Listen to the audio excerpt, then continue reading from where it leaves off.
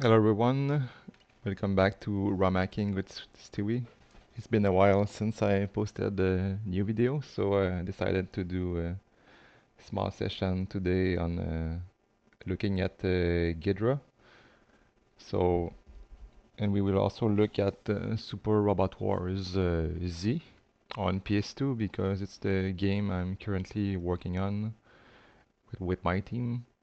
So I'll use that game for example and whatnot. So Ghidra, what is it? It's a tool on software that is used to disassemble and decompile instruction from assembly. So for our case, PS2 will be MIPS assembly, but it's quite powerful and you'll see in a minute what it can do. But I would say it's the main tool for a ROM hacker.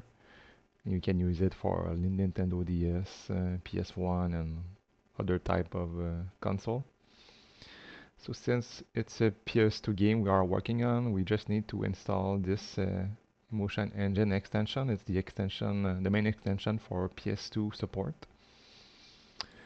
So I have Ghidra. So this is when you download the release, you just need to make sure to have the right version related to your Ghidra. So I downloaded the right version. I'm on 10.3, I think. And then I open Ghidra and I go on install extension. And I can add the plus and go select. You can click all files and find your extension. And don't unzip the file. You just need to open the zip file directly and press OK. Once you're open, you need to create a new project. You will have a folder like this. Call it Super Robot Wars Z test, and then you click on the small dragon sign. And now you will need to start importing file from the game. Since we are mostly interested into looking into MIPS instruction and code, the first thing you need to do is to import the main executable, or also known as the ELF file. So if I look at the files on the ISO, this is the SLPS underscore something. The PS1 has also the same similar file that start with SL, but all PS2 games, they all have this SLPS file that hold a lot of code, and usually it holds also a lot of menu text. So we'll just add the import file. We just need to find the right stuff. Yep.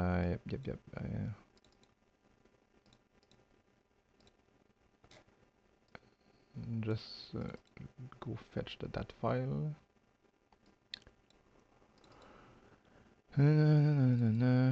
Here, okay, select. Then it should detect its R59000 LE, so it detected the right format, executable and link. That's what we want. So we click OK. Yes, we want to analyze, and we can keep for now the basic parameter. So it will analyze the file for code and instruction.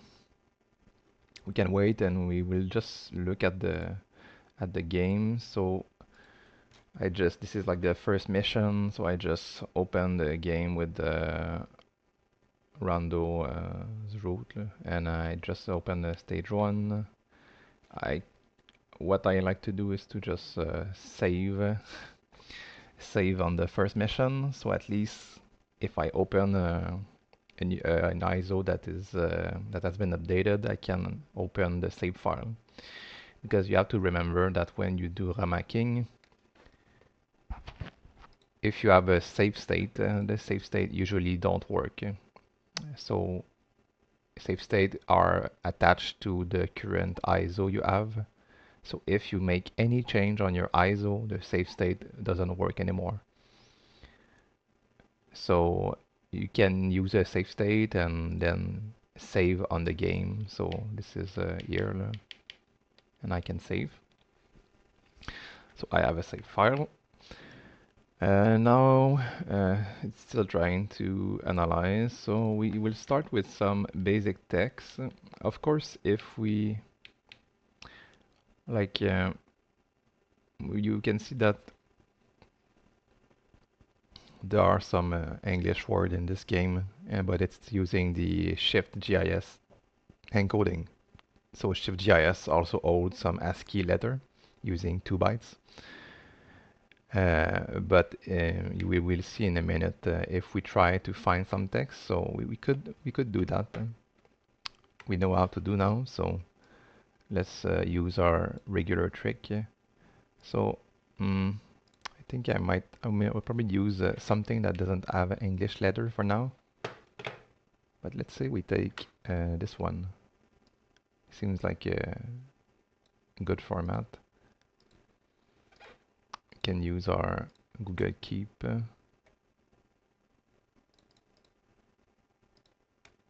And let's do the usual trick. Now we have the series of bytes, and we can. This is the nightly build of PCA62 memory search array of byte. I will add the 00 the first, just to avoid having other string that contain this string.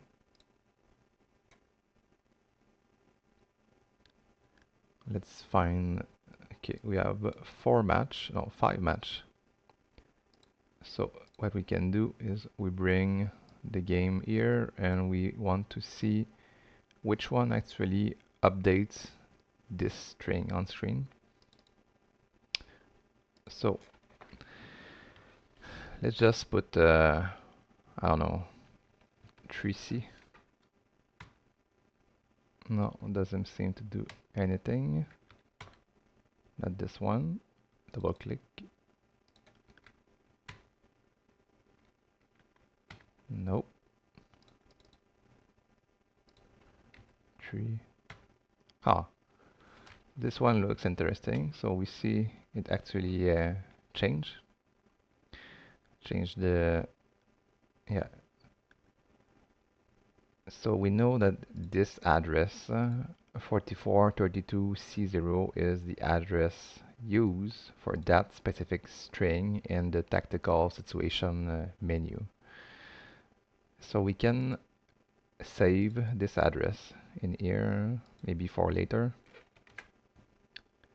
We'll call it tactical situation string. So in case we need to do debug and have a read breakpoint on that, we can come back later. And we just need to make sure save to settings. I always forget this step. Now if we go back to our Ghidra, it seems to have stopped analyzing. So what we can do is, let's say we have this this tactical, we can actually look into it inside Ghidra. So this is the MIPS window. So you will see all the instruction in MIPS. You have the address in memory. So you can use that to search into the debugger. So 1E 10340. We can go here, Control G, CC3. We see load.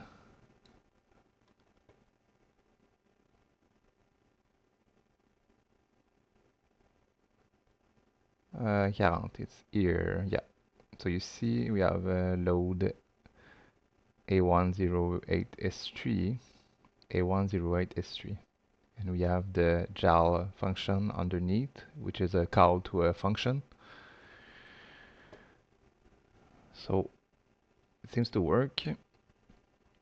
What we can do now inside the Ghidra is every time you look into some part of the code, you will have the decompile version in C. So usually the C version will be more readable if you want to understand what is happening. Of course, you could have a function that is very huge and that will take you hours to decode. But inside this function, you can actually rename all variables. So this is like all the generic variables that Ghidra created, but they don't mean anything. But if I know, let's say this is my, I don't know, string size, I can rename, and this will rename everywhere. I can hit Control Z, and if you have a variable and you want to know where it is used, you can click on the, the middle button on your mouse. You just click once with highlight, and then it will highlight all the reference for that variable, which is quite useful. So this is a decompiled version. We can also look at the bytes in the bytes window, and you will see the cursor. So 20082E. This is the instruction that is here.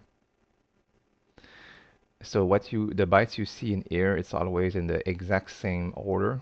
It's not reverse. So it's exactly the order you see here is exactly these bytes in the code. So all these 4 bytes, they convert to this MIPS instruction. You see the 020 here, it's actually the 20 that is here. So if I make 40, this would become a 40 now. So now we have our Ghidra open with our ELF file, so the executable SLPS, and we can start looking at the nice feature of Ghidra. The first thing that is quite useful is if you have a game that is using ShiftGIS, so the basic encoding for Japanese, there is a search for strings, and we can or encoded strings. So what I like to do is do search for encoded strings. I use my ShiftGIS here, and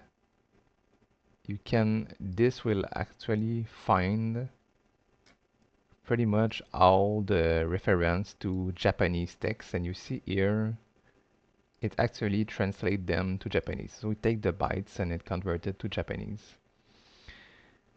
If we go on the advanced settings, you have a couple of things you can do. So you could say, give me only the string that has 5 characters and more. Sometimes Japanese you will have stuff that is only 2, so I like to keep 2. And for the rest we can keep it like this.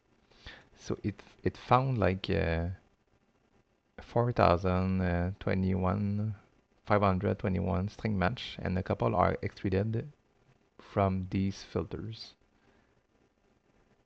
So we see like that these, yeah, so if I have a string of length 1, so you could have 1 kanji maybe, but for the sake of simplicity, let's keep 2. And then we can create selected.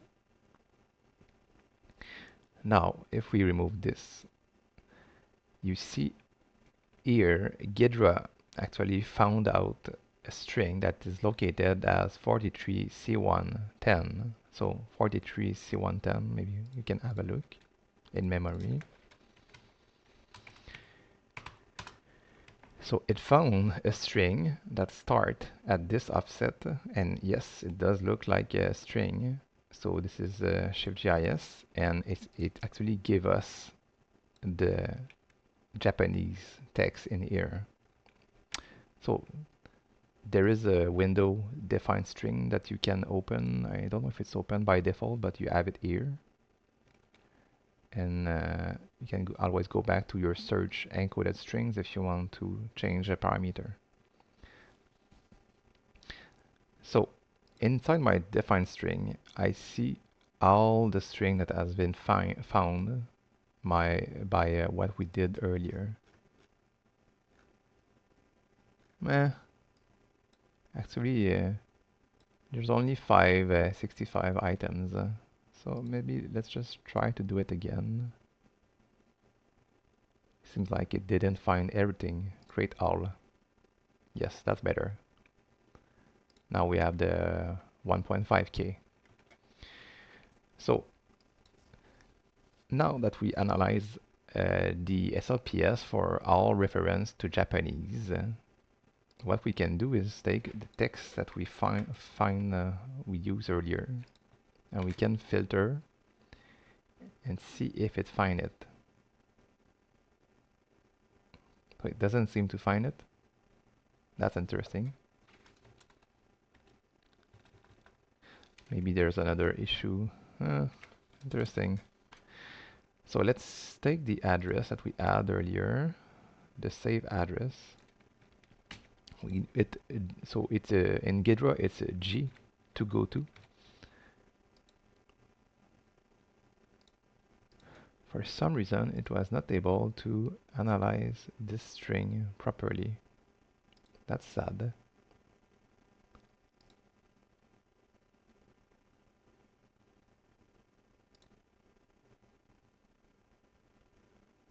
No, let's see.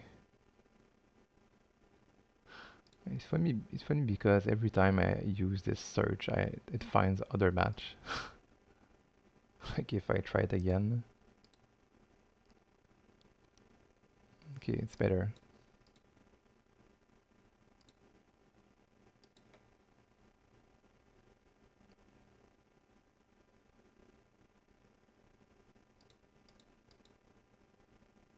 Oh, there's still a lot of string.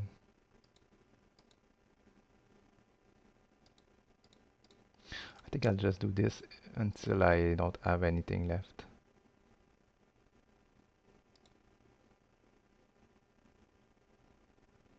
Let's see. Okay, now it's better. You just need to do it a couple of times until you see the right number of string. So it find out my string. So if I paste my string in here,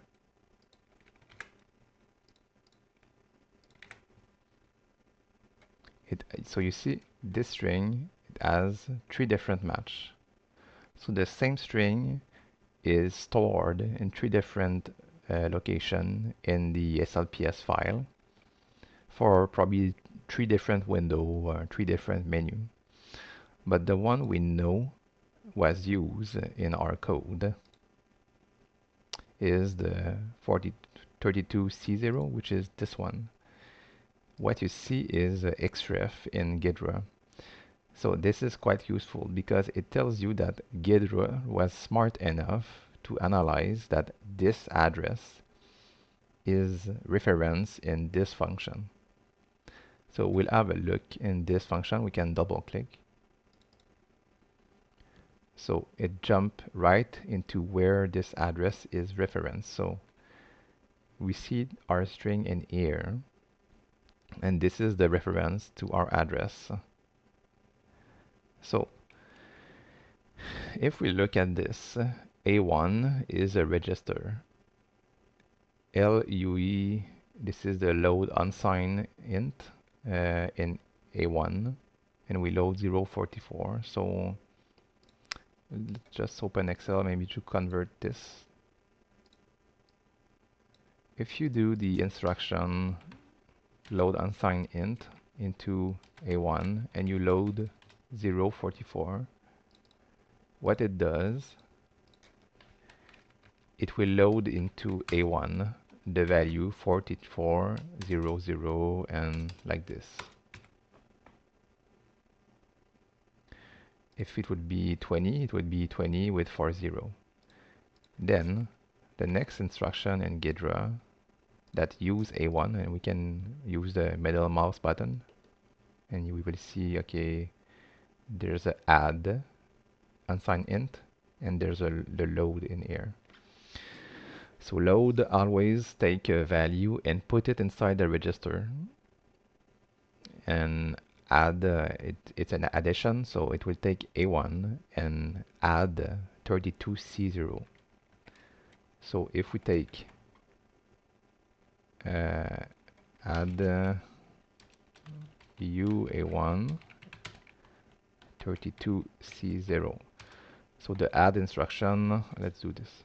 The add instruction always take a register, and here it says can you add do A1 equal A1 plus 32C0. So if we put 32C0, this is we can do very simple stuff in Excel like hexadecimal to dec just to convert, and we can do the addition using decimal, and at the end we can do decimal to x just to 4432C0, which is the address in here. So after this instruction, A1 hold the address 4432C0. So if it will try later to do a load on this address, it will read information from this address. So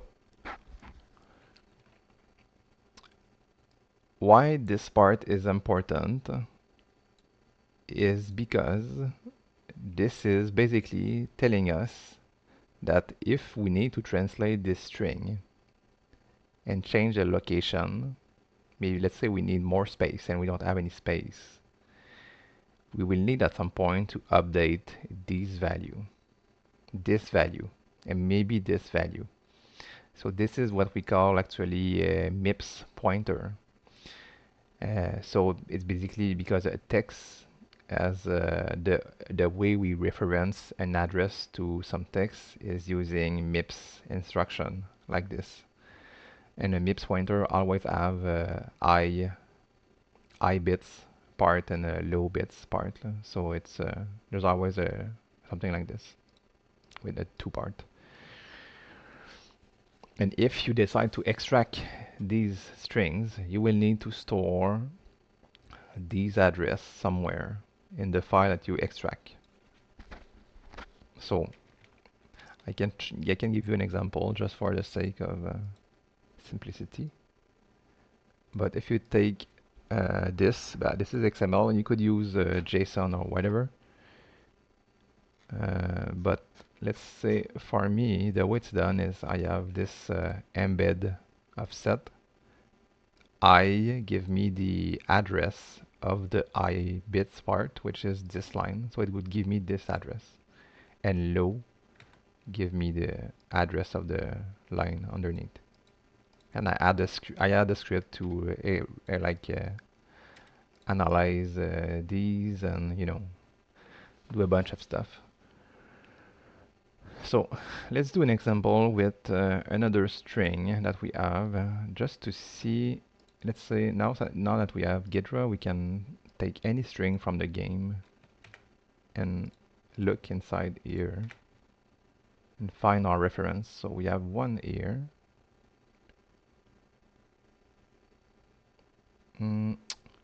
Let's do something else before. Okay, if we stick like this string, we know it's in here in the tactical situation menu. It's this string.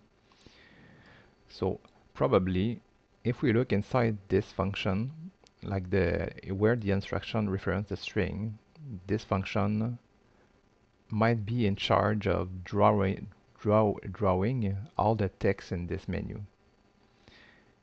And if we have a look, we should find a BS string like this, or one or two. So we can go back. I'll put this here for now. Now I'll need a space, so let's put it here. But you see, this is the string we just add. Here we have another one, and you see it does the exact same thing. It loads something into a register, it adds something to the register, and you get the final address 4432D0. Here is our first BS and second BS in here. So we clearly have pretty much all the strings, and you see even this string is actually this one in here.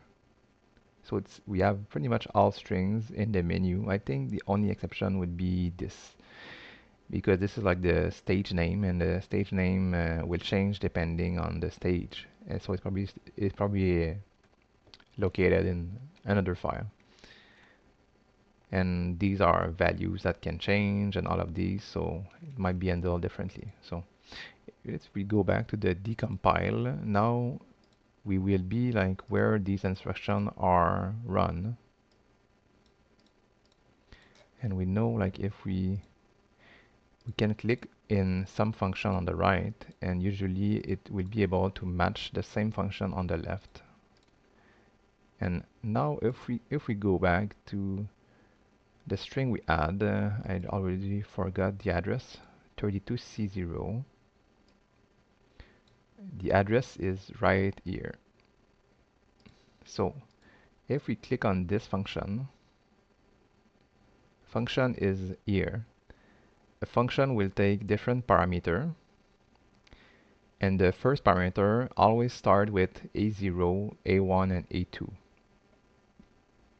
So we know the first parameter is always it will be this value will be stored in A0 before calling this function. And if we go here, we can actually look at all the registers that are set before running this function, and we have our A0, 94, 44. So we have a couple of things. So you see A1 is here, so we know when it runs the function A1 is 4432C0. And now, and something interesting is you have this big value in here. So these values, usually it's negative value. And when you see something like this in a function call, I mean, I'm not a pro ROM hacker, but what I know is usually it's related to the x coordinate of something or the y coordinate. And in this case, something we can do is you take this parameter, and like I said, when you see a bunch of FF, it will be a negative value on the left side, and you have it in here. So what I like to do is I'll take this line 37 CCB0, and I will go into the code, find the same instruction, and there are a couple of things you can do. First, we can put a breakpoint not on the exact instruction, but let's say the one just above. If we put a breakpoint now, the game actually stopped because this function, since it seems to be related to drawing, it's always run. And we see here that if we click on run, it will continue and get back to this probably. So yeah, it just go back. So when we put a breakpoint, we can actually update instruction. So one way to update these value is you put a breakpoint and you do assemble new instruction. You can update this. It's one way of doing it, but the problem is once you update, you will need to actually remove the breakpoint and to see if if something is updated. But it might take a couple of iteration for you to see a change on the screen. So it worked, but I don't really like it. So instead, what I do is I go to this address. We can do memory, go to in memory view, and we see the instruction 20FF0624. So we will remove our breakpoint because I want the game to run. Now it runs. And then we will update this to, let's say, 40. And we know this is part of the function related to this string. So I should look at this string to see if something is happening. So let's put 60. Yeah, so it's really the coordinate. Why this part is useful is if at some point, let's say we need more space, like maybe here, since this is where the string starts. So if this is, let's say we need to put recovery, it's the string will end here. So maybe we'll want to start the string here and then have our string finish here. So when we do a patch or a menu, you will always have these problem, and that means you will need to mess with a bunch of these parameters. So now that we know, okay, these function, it's all the same. This is the x coordinate. We can put comments and do set pre-comments.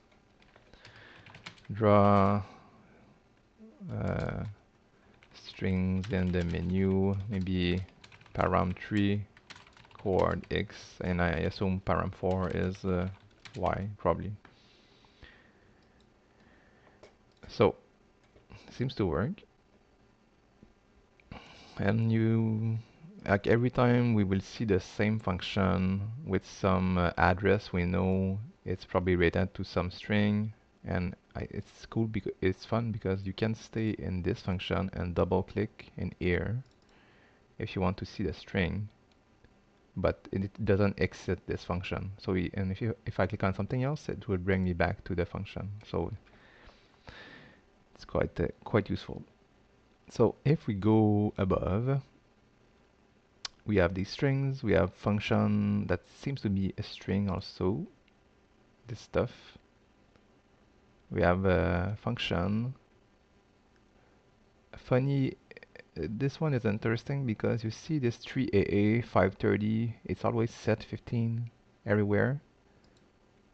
So every time you have a function that does something like this, you can try to go to this function and just change the value for the parameter.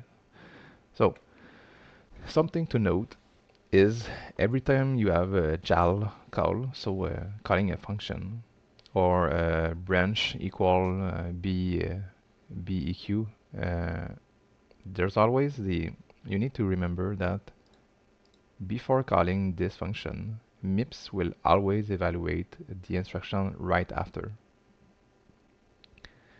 So in that case, it's really this A0 that will set the parameter to 15 and then the call will be done. So you just need to be careful and knowing this. So let's go and update this one to 10. So 3C CC44.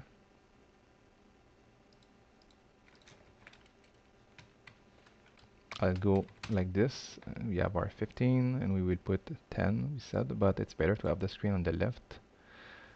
Let's see what it does. Seems to be a color parameter. Yeah. So you can play with the color. Interesting. I like yellow. And it seems like this value is probably the same use everywhere because it updated all the string, and I'm pretty sure this is just reusing this value maybe. So, uh, yeah, I don't know. So that's something. So what we can do is this function seems to change color. We can rename it and maybe set text color. So every time this function will be used now, it's used this set text color.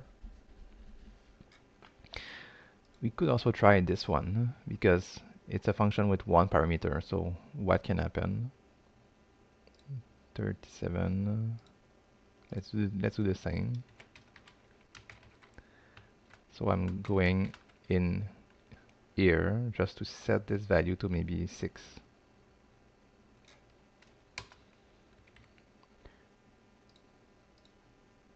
Okay.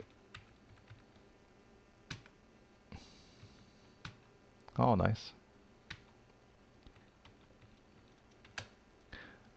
So I guess it's related to the font scale, which is quite useful when you need to do an English patch. So this seems to set a bunch of parameter, so height, width, and bunch stuff like that. So we'll rename it to set text properties maybe.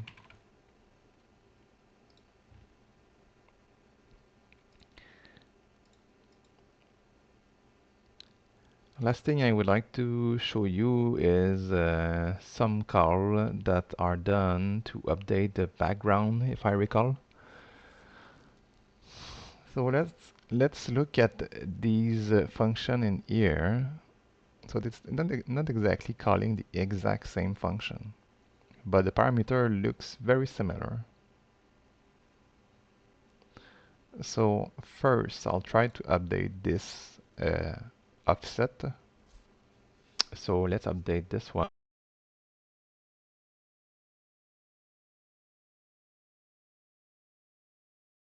Update this one and we'll see what happens.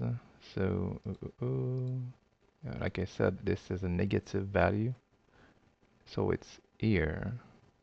We could also find it by the parameter. Since we know the first one is A0, A1, A2, we just find A2 here. Set CA, no, set point. So let's see if we put, I don't know, a 3 in here, 34. Yep, so it's definitely rectangle. So let's do something. Let's say in our game we need to expand to the left. We could do something like this. Let's see if we can break it. Eh. Let's keep it like this. And let's put A0, 0. Man. So we can do something like this. And I assume there is a parameter.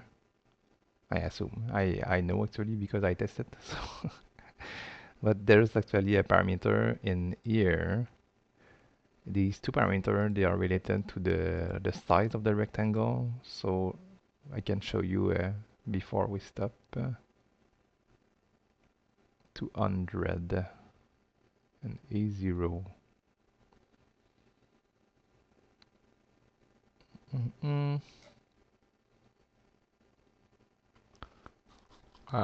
I assume, let's try this A0. I assume it's the T2 that is here, I believe.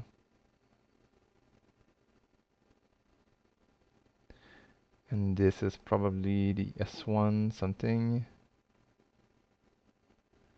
to be. Ah, interesting. Let's see. S1 and we have S3.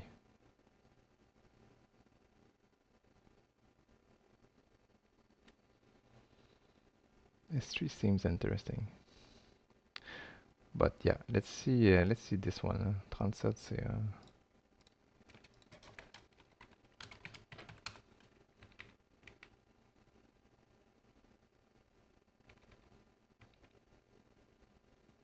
oops, I made a mistake. If we try, maybe.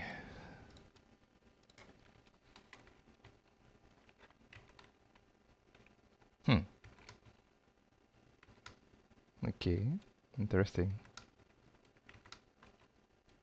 Seems to be two type of rectangle we can do, and we have color, I guess.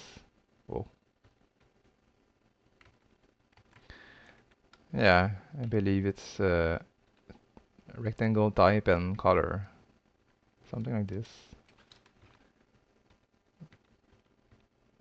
It seems to be like a pointer to different type of rectangle, different depending on what purpose. It's quite nice.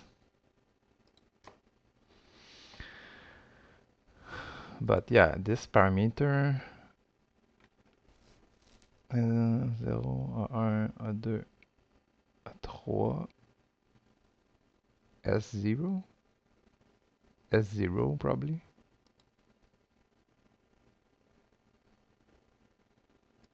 S0.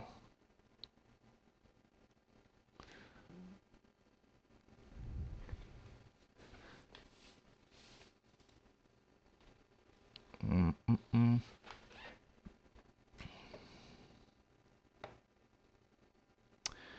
I'm not sure exactly where it's coming from.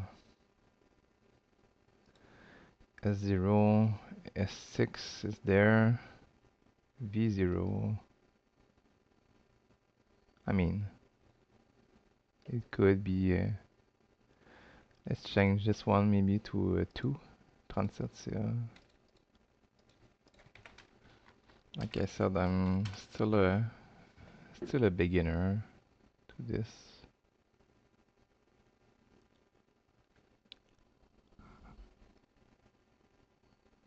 Trente-sept CA 48.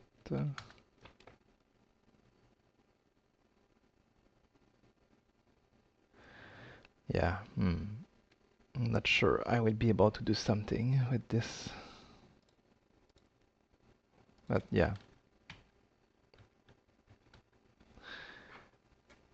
Anyway, that was fun. At least we were able to test a bunch of stuff. So that's what I wanted to show you. So mostly we look at how to search for encoded strings, how to find the reference, and we look at how Ghidra works with function and reference and some register. In the next session, maybe we can look into how to differentiate between relative pointer and MIPS pointer in Ghidra, and try to understand some of these load and write, like load and store operation. So thanks and have a great day, everyone.